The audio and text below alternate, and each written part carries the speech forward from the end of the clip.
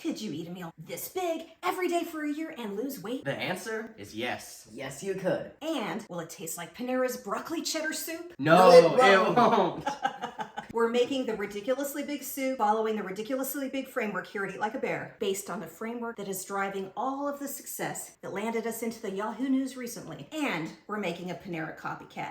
We're gonna compare them. These guys have some opinions for you. We took a road trip to grab the Panera version, and we've got a story. You guys ready? Guys ready? Yes. We are. We're doing two different versions in this video. We're tasting them. We're gonna put some fresh onions in this, saute them, get our vegetables cooking. Here we go. We're gonna chop and saute the onion, one for each.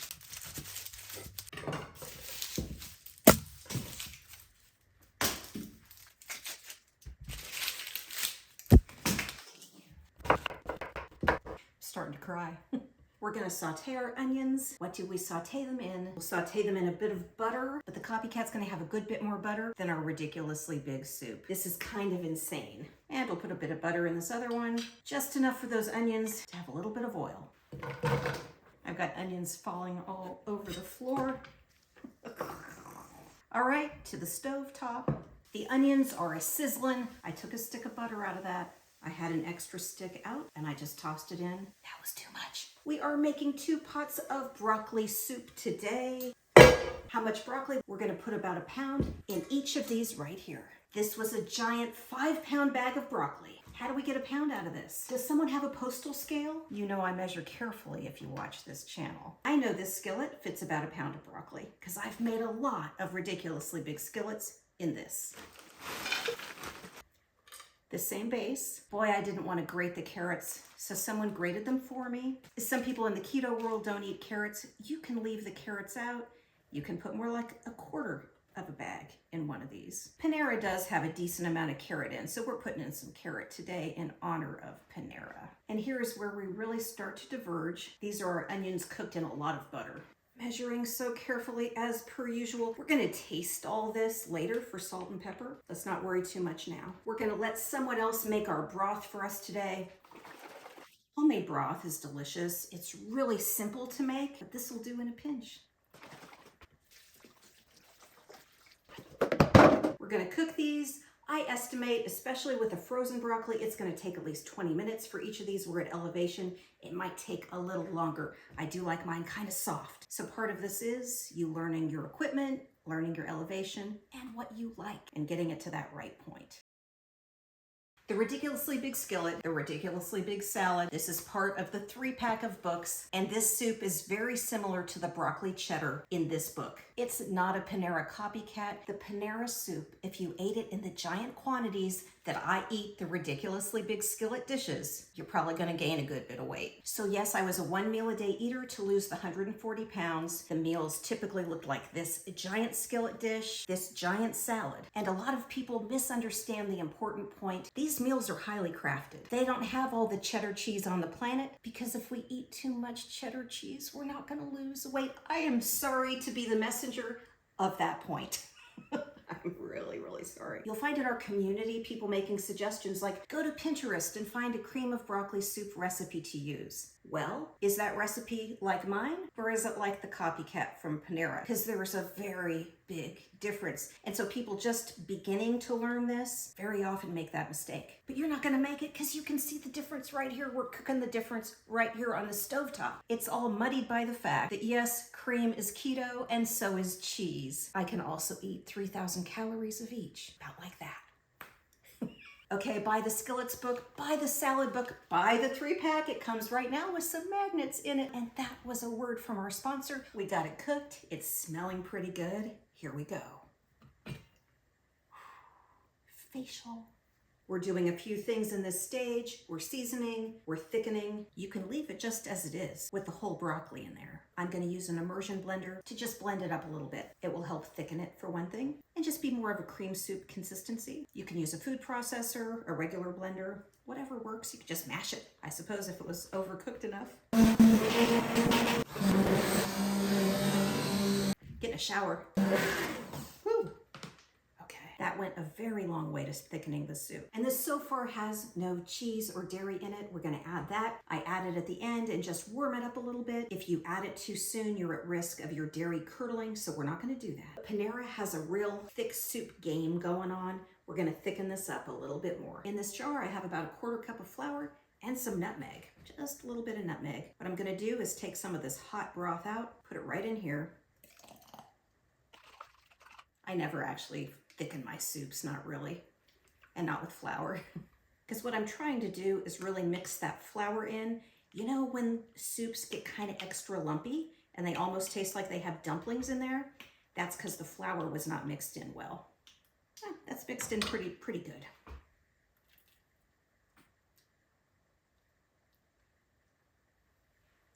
Okay, glucomannan powder. It is more of a keto option in thickening soups. Some people use xanthan gum. This just has a tablespoon of the glucose powder in it.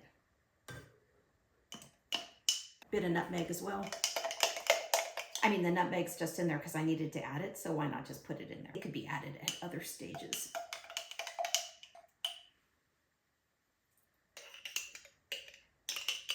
Again, this is just lump prevention. And then what's gonna thicken this even more? The cheese and the cream. Let's add them. And here we have a very obvious difference between these two soups. Need I describe it? All right. I just haven't really made soups this rich in a long time, so it's kind of surprising to see it like this. There's gonna be a lot more flavor in this one just from the cheddar. Cream, I will actually measure. Put in about a 1/2 cup. 2 cups, baby. God bless you if you can eat this every day and not get fat. That's all I have to say about it. I mean, look at that. It's like the poor cousin. And now our official tasters. Here they come. Alrighty, so we have the cream of broccoli soup, the Panera copycat. We are going to taste the actual Panera soup and 2 variations. Are you guys ready? Yes. Yes. Alrighty, and then we're gonna tell a story. Cheers. Yeah.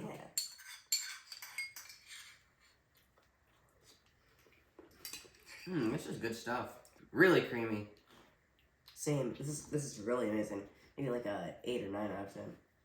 And our second soup, hold on, let me get mine. Cheers. Cheers. Cheers. Kind of like a gravy. Tastes pretty good. I like it. I don't like carrots. And there's shredded carrots in this. Well, that's really the only thing I don't like about it. It's rich and delicious, I think. Not as good as this. Panera, of course, but... Panera does it right. Yeah. The copycat is the RBS one. I'm not looking forward to this. Me neither. It's the RBS version of this soup. And I have a feeling that the BS will be correct. I don't know about the rest of it. Okay, bon appetit. Okay.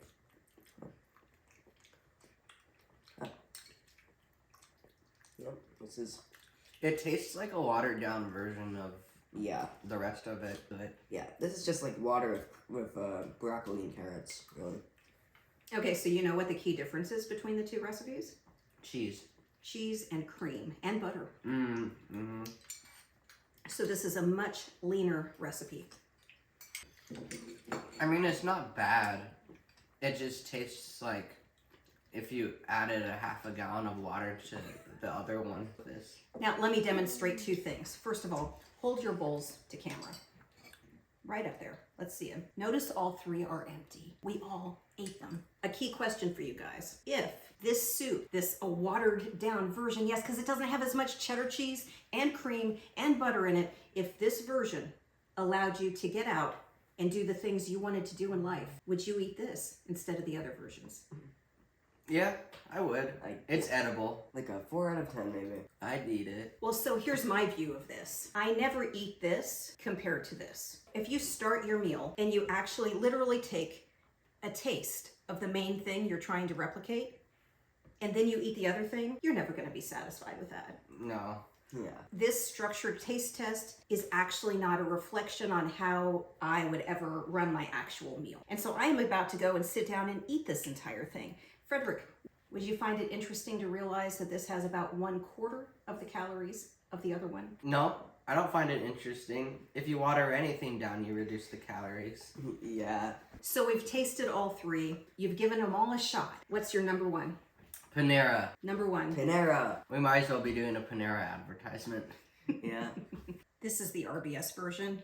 I don't care what those guys say. This is really very good. It's kind of like anything else. If you're going to sit there and compare what you're eating to a donut, you're likely never going to be satisfied. This is delicious, and this helps me get out and live my best life. So again, I'm right here all day long. I can eat this giant soup pot full of food and still lose weight. How many calories are in that? This has about 1,000 calories in it.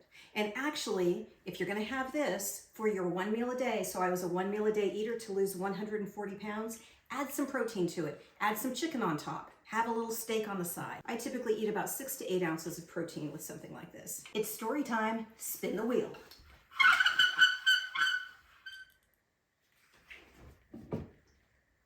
Oh. Grand jury secrets. Oh.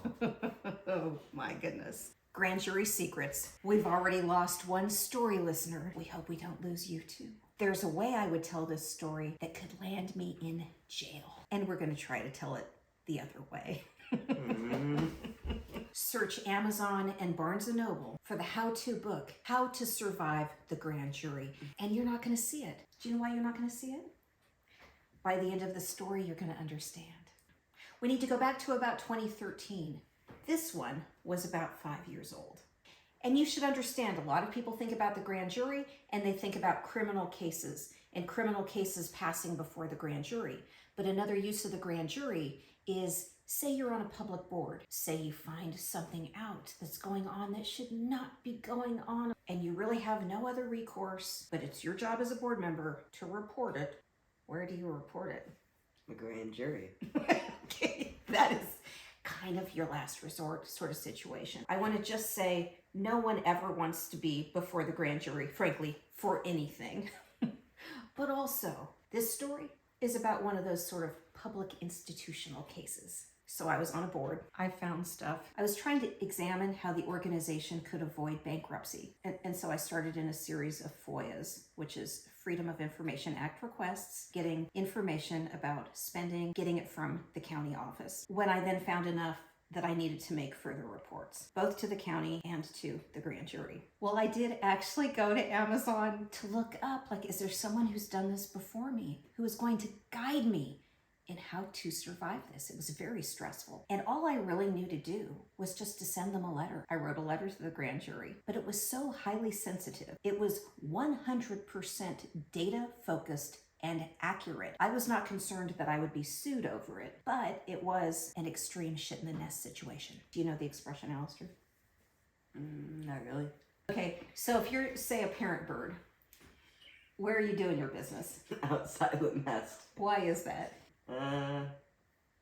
Because you don't want to live in, don't say the word, okay, you don't want to live in that. And Yes. so, don't shit in the nest, don't shit in the nest. Sometimes when you're in tiny little communities, you get into some serious situations with the nest. That is why I did not want the letter to leak at all. It was a letter that I did not even give to the county office. Now, they had all the detail, but I didn't want them to have the actual letter. And so I walked the letter in. And how I did that, I just Googled, like, where is the grand jury? And showed up one day. This one was with me. I remember it so specifically. You're like, you don't remember.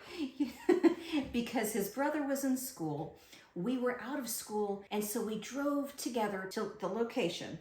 And, you know, it's an area in a larger office building. And you look at the little signs, who's in what suite or whatever else. So we have to look and see where the grand jury is. And we walk in there and we walk into their waiting room. There's no one in the waiting room in this office. There's no one. We're in there by ourselves, me and a 5-year-old, okay? And there's one of those desks that's behind all the plexiglass with a little slot so you can put your one little bit of correspondence in there. But the person, you ring a bell and the person comes forward but is completely protected by the plexiglass. Do you think that was bulletproof glass? I guarantee you it was bulletproof glass. I ring the bell, the person comes up, and I say, I have a letter that I need to submit here. I give her the letter, and I get a receipt for it. And I realize as I'm there that the wall behind her office is the wall that separates us from where the grand jury actually meets. And the way I found out about that, we heard screams, screams, screams coming from the grand jury meeting room. And my heart went pitter-patter, and not in a good way. Not in a good way. And so we left. Some weeks later, my phone rings and they schedule an appointment so that I can be back behind that wall where the screaming took place. I was never so scared in my entire life. I showed up that morning without my 5-year-old, just by myself. And I get into the room, and the first thing they have me do is they have me sign. It's like a non-disclosure agreement. You agree that you will never tell anybody what happened in that room. I don't know, maybe I wasn't even supposed to tell you that, but I certainly can't tell you what happened next in the room. Who the members of the grand jury are is a secret. What you discuss in that room is a secret. It's a secret.